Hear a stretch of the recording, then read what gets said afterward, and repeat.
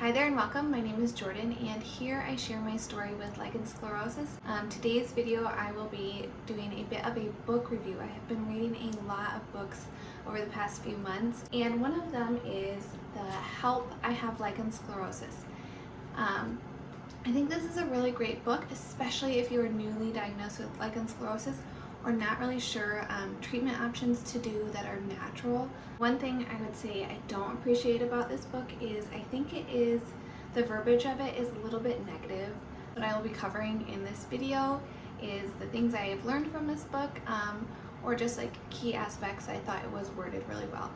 As we go along, I will refer to page numbers and I will leave a link in the description to this book along with other lichen sclerosus resources I think are really great. To start, in the beginning when they are describing lichen sclerosus and what it is, on page 8 I thought it was very interesting that they mentioned it can be a rare side effect to certain prescribed medications and noted in the medication information sheet as such. So just a few lines down it says, as with other autoimmune conditions, it may be related to a leaky gut or a disrupted microbiome. And from my experience, that has directly correlated with my lichen sclerosus is having a leaky gut and being triggered by certain foods. So that to me rang really true. And then going off the leaky gut, on page 13 it says, our gut bacteria can influence everything from our immune reactions to our mental health, which is also interesting since lichen sclerosus is often linked to anxiety.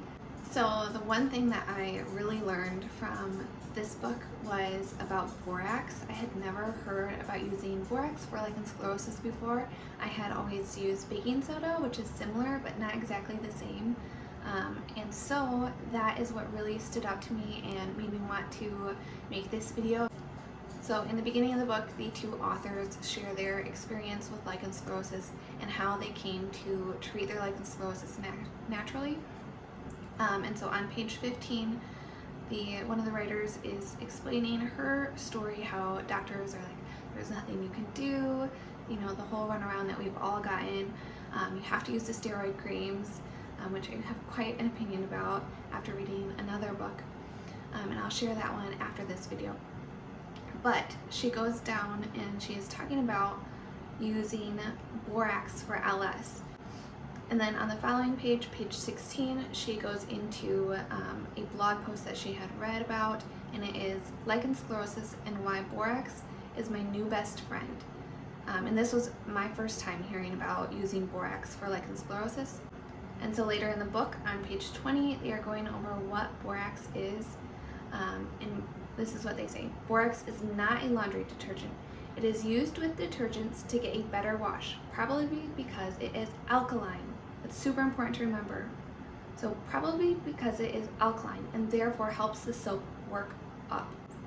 That is something I will refer to in a following video because I think this is the key to why borax works and also why we may have lichen sclerosus.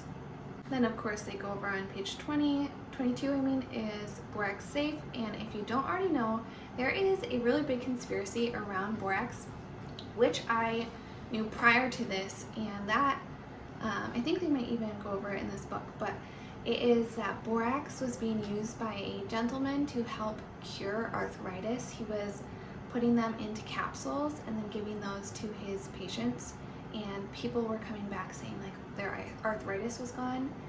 And after he was having so much success, they banned borax being used in a medicinal way in the US, but other countries allow it. And it really comes down to the whole idea that our drug industry wants to keep us sick and buying their products rather than to actually help heal our bodies.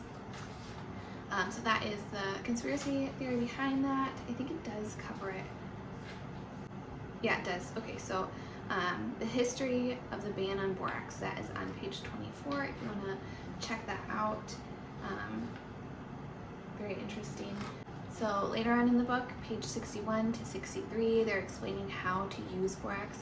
You can take it orally but there's a specific procedure, so you should definitely refer to this book when you're doing that, because they suggest taking it with magnesium. And so if you're going to commit to that, I think that you should, do your research, take it the right way that has worked for other people. Of course, I am not a medical professional, and that's why I suggest you refer to the book. But they are talking about reversing fusing using borax and doing borax baths similarly to how I would do baking soda baths. And so they're talking about the Q-tip method, helping to unfuse labia minora and clitoral hood, and it goes into detail how you can help do that. So going back to other key points that I took away from this book, back on page 46 and 47, they are breaking down different nutrients that our body needs, and an essential one is magnesium. It helps to balance hormones, and as we know, LS is affected by our hormone levels, just like so many people are always saying that their lichen sclerosus flares up during their menstrual cycle. So that is a hormonal shift that could be causing that flare. So do take magnesium. In addition, if you have trouble sleeping, I thought it was really great that it was talking about magnesium, because I know that I have a magnesium deficiency to some capacity, especially when I was pregnant. I was having crazy leg cramps. I made a video about that, just because I was so amazed that magnesium could stop that. Sorry, that was a complete tangent, but yeah, magnesium. And then they, of course, talk about doing the magnesium with the borax. I'm not sure exactly where it was in the book, but anyways. And then they also go into other supplements and food to support the skin. Vitamin D3, essential to overall health and to the health of our skin, bones, and our immune systems. Zinc helps wound healing. Vitamin C greatly assists wound healing and minimizes raised scar formation.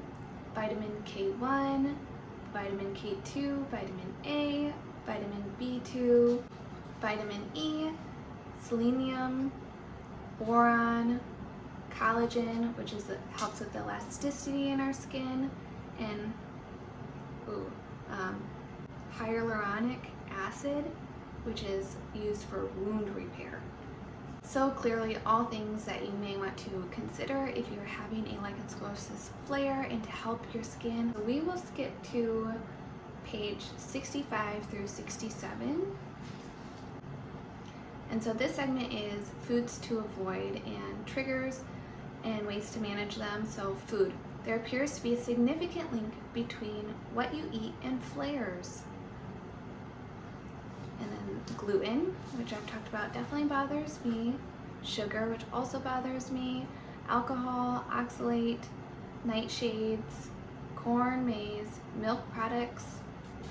And then they suggest different diets that you could do.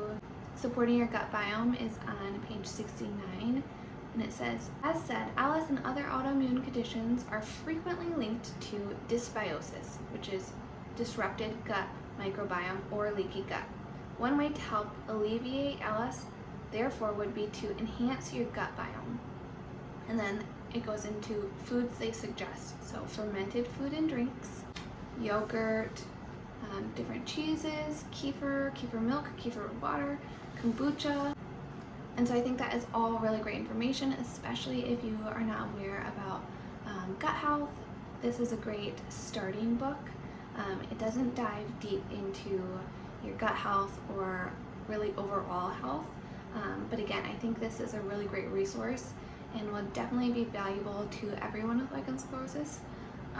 Okay, so going back to page 58 and 59, they cover other natural remedies, including baking soda, Himalayan pink salt, Epsom salts, apple cider vinegar, which I hadn't heard of before, lavender oil I've definitely used. I've tried honey before. For me, it didn't really work so well. Another one I did not know about was colloidal silver, using that for lichen sclerosus. Of course, changing your diets in there.